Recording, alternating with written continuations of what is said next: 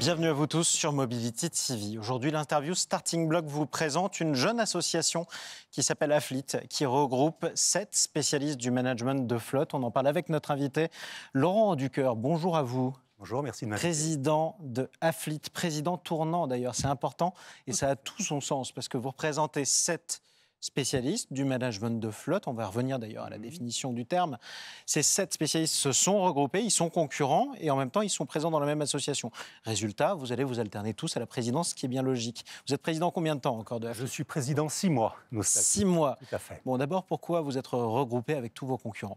Tout simplement parce que, nous partageons les mêmes problématiques. C'est-à-dire, effectivement, si vous tapez gestion de flotte ou fleet management dans un navigateur, vous arrivez sur énormément de métiers. Voilà. Des gens qui vont faire de la télématique, des pneumatiques, des loueurs longue durée, ce qui était une problématique. Donc, il nous a semblé intéressant de définir notre métier. Exactement. Autant, d'ailleurs, d'activités qui sont face à une mutation profonde du secteur. On va y revenir avec vous.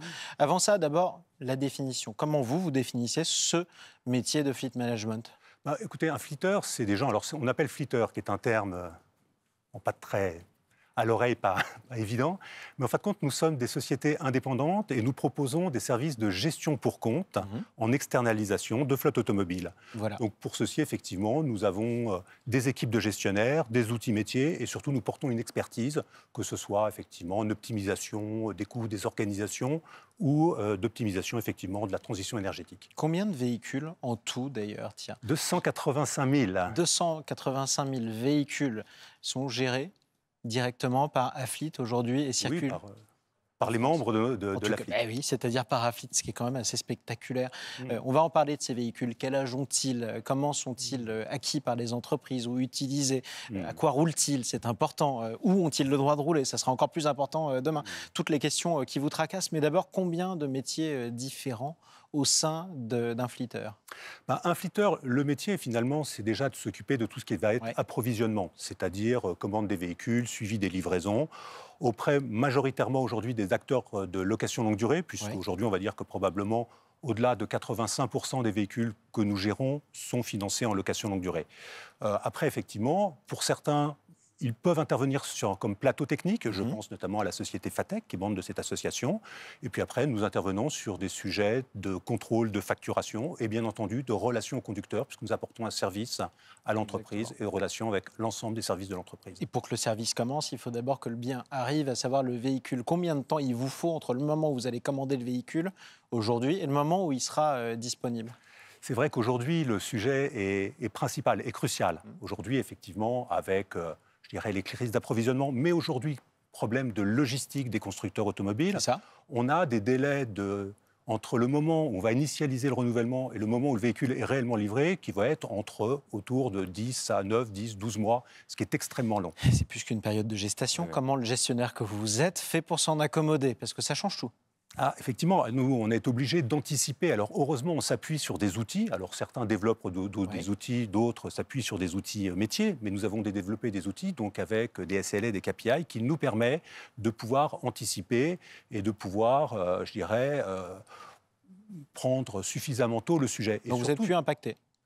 C'est surtout aujourd'hui, on est quand même très, présents dans notre écosystème, écosystème de constructeurs automobiles et écosystème de concessionnaires, sur lequel, effectivement, on essaye d'anticiper les éléments. C'est-à-dire qu'on va nous regarder en fonction des modèles, des différentes marques, quels pourraient être les délais moyens de livraison. En gros, vous achetez au plus rapide. On intervient, effectivement, on va voir nos clients pour leur expliquer, effectivement, que sur telle ligne de production, on peut avoir des délais courts et que si sur tel ou tel véhicule, en retirant une option, on arrive à tenir des délais courts. Vous êtes adapté d'ailleurs comme les Français, eux, sont adaptés en se disant j'ai besoin d'un véhicule demain, du coup je vais acheter d'occasion. C'est ce qu'ils ont fait de plus en plus. Quel type de véhicule vous achetez ? Aujourd'hui, on achète très, très majoritairement des véhicules neufs. Aujourd'hui, en fin de compte, déjà, on applique, nous, la stratégie de nos clients. C'est-à-dire, et leurs clients aujourd'hui proposent des véhicules neufs à leurs collaborateurs et majoritairement, comme je l'exprimais, passent en location longue durée. Donc, vous êtes resté en location longue durée. Combien de temps d'ailleurs en moyenne ? Combien de mois ? La durée de détention, aujourd'hui, c'est un vrai sujet. C'est-à-dire qu'avec la crise du Covid, avec aujourd'hui, mais également le télétravail, les véhicules roulent moins. Donc, effectivement, on s'est aperçu qu'il y avait une prolongation de la durée de détention des véhicules. On les use moins, du coup, on peut les garder plus longtemps. On peut le résumer comme ça ? Oui, et également aujourd'hui, nos clients sont très intéressés au coût. Et quand on fait des analyses effectivement de coûts, on s'aperçoit que le point d'inflexion, je dirais, aujourd'hui, amène à conserver le véhicule le plus longtemps possible, c'est-à-dire de se rapprocher en fonction des typologies de véhicules de 60, 72 mois. Exactement, 60 à 72 mois, ce qui est particulièrement long. Quel type de véhicule à ce stade, alors soit chez Aflit au global, soit chez l'adhérent d'Aflit dont vous êtes issu, à savoir Traxol, on roule à quoi? On roule plutôt au diesel, plutôt à l'essence, plutôt à l'hybride, à l'électrique? Alors aujourd'hui, effectivement, si on regarde la photographie, et là les éléments que je vais vous donner sont sur le parc que je connais le mieux, absolument.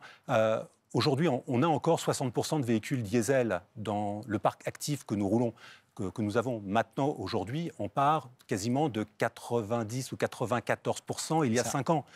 Mais la tendance est réellement à l'électrification, c'est-à-dire qu'aujourd'hui, au mois de mars, 43% de nos véhicules sont des véhicules électrifiés. J'entends hybride ou full électrique. Oui, hybride rechargeable ou non rechargeable. Si on se réfère aux critères de la LOM, la LOM, c'est voilà, la loi LOM, pardon, c'est effectivement, on est à 26% de véhicules full électrique ou hybride rechargeable. C'est ça. Donc on est très au-delà. Vous avez devancé les objectifs. Largement, puisqu'on est 13 points, on est largement au-delà. Vous apportez des services à vos clients notamment.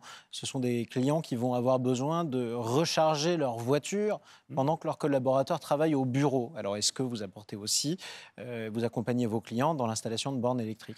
Absolument.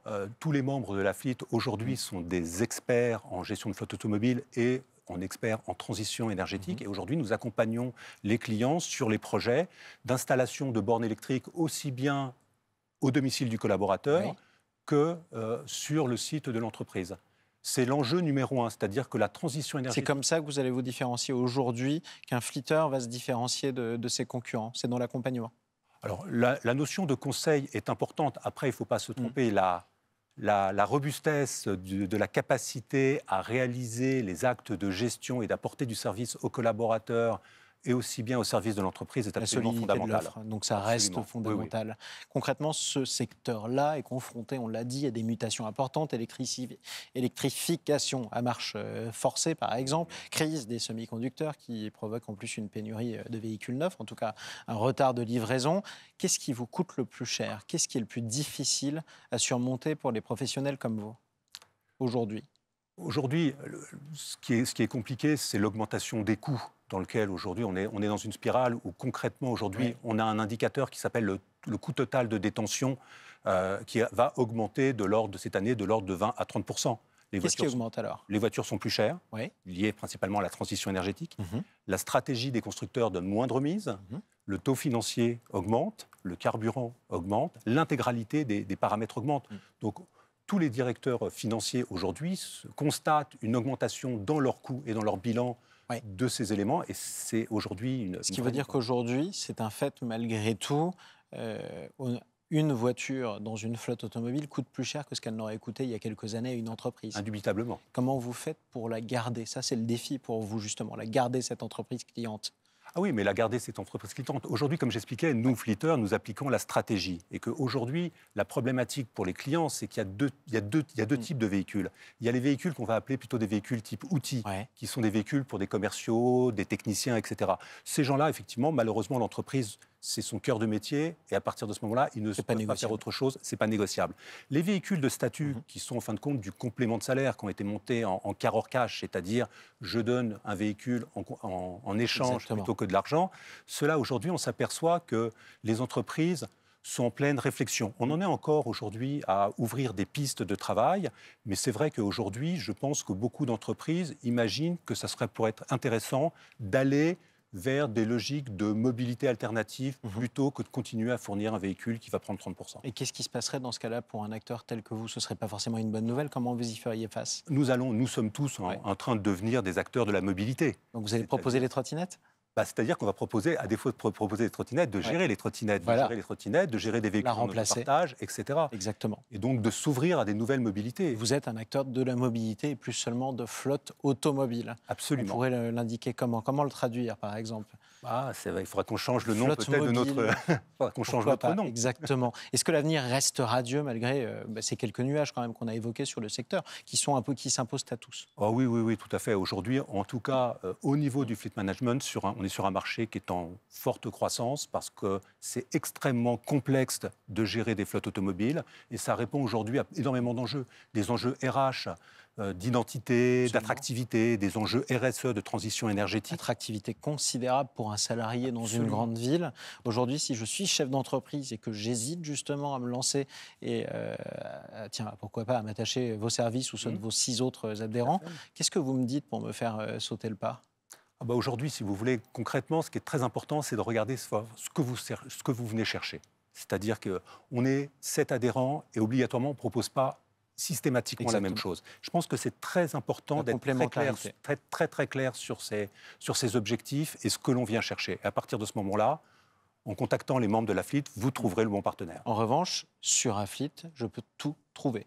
C'est-à-dire que comme vous avez tous des spécialités plus ou moins différentes ou des positionnements différents, il y en a pour absolument tous les besoins. Absolument. Et c'est le principe. Longue route, bonne route en tout cas à Aflit et merci d'être venu nous la présenter. Laurent Auducœur, c'était l'interview Starting Block pour Mobility TV. Merci à vous tous d'ailleurs de continuer à nous suivre toujours plus nombreux.